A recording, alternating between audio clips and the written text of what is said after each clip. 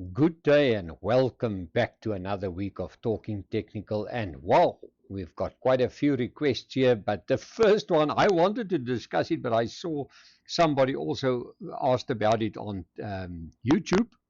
And that is, of course, Rand Merchant Bank Holdings. Last week, suddenly, remember, this is a weekly chart that we look at. Suddenly, last week, the share opened up and it was very well, let's say easy day, and suddenly somebody came in to buy the stock and it went up all the way, can you believe it, to 69 cents, and then lost all momentum down to go and close that day at 49 cents. Now, as we all know, the minorities in Rand Merchant Bank that's still holding onto the stock said that they do not want the offer of the buyout of the directors. They came out and said, listen, they want to buy out the minorities, and some minorities maybe took the offer, some did not take it, and I'm one of those guys that did not take that offer because I believe that Rand Merchant Bank Holdings is definitely worth more than 49 cents. But that's not the end of the story. It just shows you that sometimes you need to put your order in the market. I had a projection of 65 cents many months ago because there was a beautiful inverse head and shoulder. But on the weekly chart, of course, Clever de Klerk did not put his order in and it traded at 69 cents. So definitely my order was not full. So the first lesson is if you believe that your share can reach a certain price, put your order in the market. They call it a good till cancel order. And then when it trades there, you get taken out and you are a very happy man. So I did not do that. But what is interesting here, if you look at the depth meter during the day, and that is the meter that tells you where's the buyers, where's the sellers. If you haven't got it, you can always ask your broker that do the business for you, or even on your platform, on your platform to see. And you will realize that there is a massive buyer at 47 cents. So somebody's propping the share price up at 47 cents, but you also do not want to put any bids higher. So it's quite interesting. Maybe some of the directors, and maybe I'm completely wrong, is propping up the stock so that they can get everybody out at 49 cents or 50 cents, and then maybe later be happy with that. Or on the other hand, there's maybe a serious buyer at 47 cents and says, I'm going to propping up this market because I will buy anything that I can get around current levels because I believe there's maybe going to be a better offer or the share is worth more. But on the other hand, if you look at the chart, this is the kind of chart that you see, and this is a weekly chart. And we had this before. One day we had this sell off all the way down to 28 cents and it closed at about 45 cents. Now, the other day we had this rally and closed down at 49 cents. But if I look at the normal simple chart, if you look at this, there's the low and it makes constant higher lows. It's in a massive consolidation between this, you can almost say 52 cents, and let's don't use that because I don't know if that was a finger fault, but it is either between 34 and 52 cents. So this share is locked into a massive consolidation, and some guys are very happy with the share price and some hate the price where it is now and believe that it must go higher. So I'm in that camp. I don't hate it, but I'm quite happy to hold the share because I believe it's worth more than what it is now. But let's have a look. But for the technicals, we need to get above 51 cents, let's call it 52 cents, to get another move to the upside. Now, what Nicolas Darvas said, he was that well-known investor that worked on stages. He said shares goes into boxes.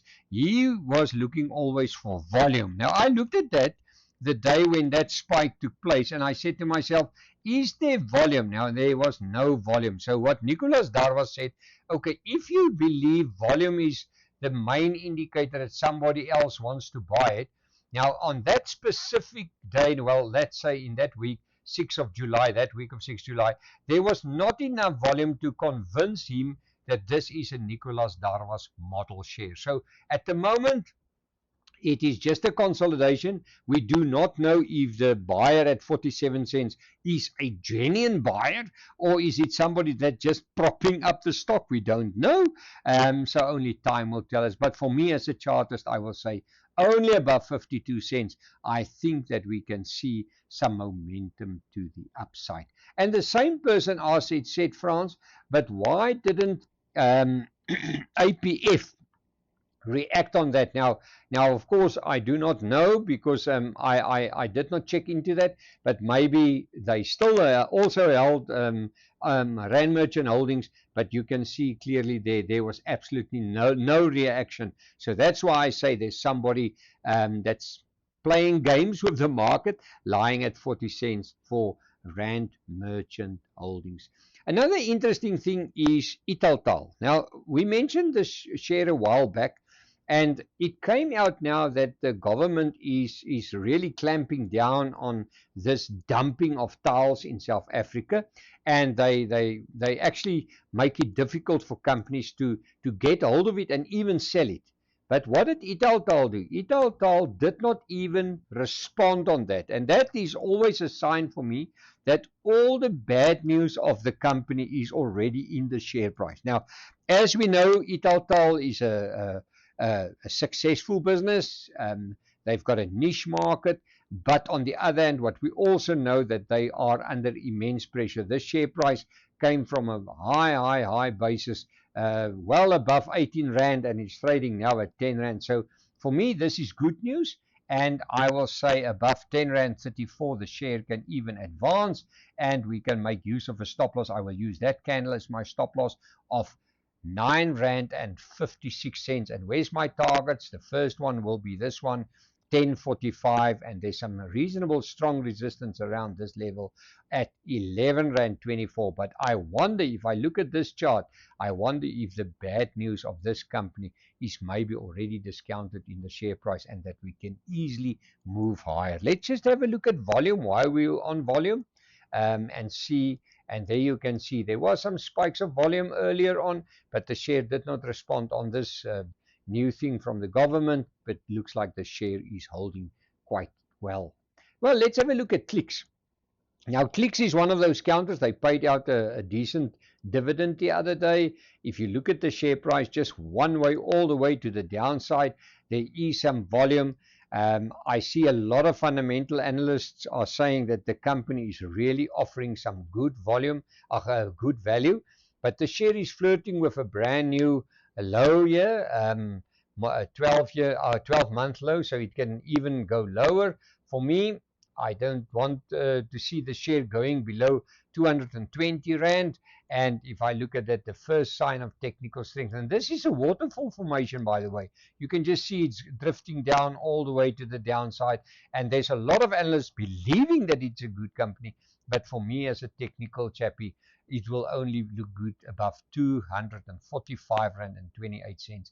But of course, if you believe this volume, if you believe that this spike in volume tells you that some investors are adding up or stocking up on the counter, then if you do buy above 245, make use of a stop loss of 220.02. That is the low of these few candles. But below 220, maybe give it time so that it blow up even further, because I always look at what the fundamental analysts are saying. They always do their homework quite well. So write it down on a little piece of paper. When you start to see some nice candles turning around, it is maybe something to look at. And look at your stochastic, is showing us a positive divergence. So maybe the share can maybe surprise us to the top. Let's have a look at Afrimat. Now, this is one of the dogs of the market. Everybody is saying that they've got a brilliant team of management, and that the company can turn around. But if I look at this chart, it really struggles to get going. This is a falling wedge. Now, you often see something like this happen. Remember, this is also a weekly chart. It's also showing a positive divergence, but it trades below the previous support of the falling wedge, and that tells you it needs to come back into this falling wedge before you can look at it, and that will only be above 28 Rand 36. And by the way, while we're on volume, let's see if there's any volume here. Yes, there was a little bit of a spike of volume here, but not everything, not something to write about. So for me, Afrimat early days, first let it get into this level of 28.34. If you do want to buy it there, make use of a stop loss of 25.63, and only above this line, about 33 Rand, this line will turn into a support, and then we can see a strong move maybe to the top. Let's have a look at Oracle. We can maybe finish the show off here. Oracle, and what's nice this week, it was all requests of people asking me about the share. Look at Oracle, waterfall formation. What does worry me a lot is this: it's testing a very important support line. There you are. It is an ugly head and shoulder formation. We're on the neckline. There's the left shoulder, there's the head, there's the right shoulder. The stochastic is oversold. Once again, a lot of analysts believe that the company is offering great value here, but I'll be very nervous if it breaks this line, and this line sits at 137.54. Below that, it can really go much lower, because look at this head and shoulder formation. This right shoulder can take it down, can you believe it, to almost 80 Rand, and the top of that will, if that breaks to the downside, it can take the share to 20 Rand. So for me, let's hope for that, and the first sign of technical strength will only be above that little line remember, this is once again a weekly close, so only above this line, and that will be 154.50. We can assume that this right shoulder is losing momentum, and it can tick higher from there. So it is early days for Oracle, and it's not just Oracle. There's plenty companies sitting with exactly the same problem. They're making good money. They are well established, like a Microsoft, those type of companies. But at the moment, everybody believes it's just artificial intelligence, and that artificial intelligence will probably kill these companies over time and period. But a lot of analysts are different. They say it offers a lot of value, but let's stick to our levels, and that level will only be above 154.50. And if you do buy above that, make use of this neckline as your support, 137.54. And by the way, I'm a little bit lenient sometimes on some stop losses. It doesn't help you to be so strict. I'll rather take this low here, and that will be 118.86, just to protect my capital. Because if you've got a share like this, you don't want to go in all at once. You'll probably just phase yourself in. So if you phase yourself in, don't be too strict on that stop loss, unless the company tells you that there's big problems and things are going the other way around and not in a positive direction. Well, thank you for watching the show. Visit our website www.fransdeklerk.com for more info, and thank you for the subscribers also subscribing not just to this channel but to the newsletters and the Candle of the Days. All the best. We'll chat again.